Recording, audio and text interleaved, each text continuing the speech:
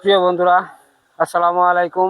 এই যে দেখেন, আমার দেশি ভাইয়েরা সবজি কাটতেছে, তো আমি আপনাদেরকে দেখাচ্ছি। দেখেন, এই যে সবজিগুলি কাটতেছে, দেখেন সবজিগুলি আজকে কাটার পর আবার দ্বিতীয়বার কাটা যাবে।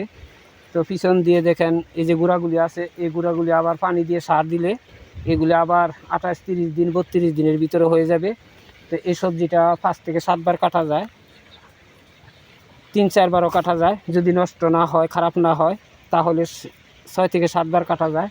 আবার এই যে একটা সবজি দেখেন, এই সবজিটা, এটা আরেকটা সবজি। তো এই সবজিটা 12 থেকে 13 বার কাটা যায়, পুরো 1 বছর কাটা যায়। তো এরকম প্রত্যেকটা সবজি কাটা যায়। দেখেন এই সবজিটাও 2 থেকে 3 বার কাটা যায়, এটা মাত্র নতুন দেওয়া হয়েছে। তো সৌদি আরবের সবজি করা এটাই লাভজনক। একটা সবজি অনেকবার কাটা যায়, সবজি কাটলে আবার হয়। তো এই দেশে খুব সম্ভবত জমির মধ্যে যে ব্যাকটেরিয়া, এটা খুবই কম, বালু মাটি, সেই জন্য ব্যাকটেরিয়া কম বলে সবজিগুলি 2-3 বার বা 5 থেকে 10 বার কাটা যায়।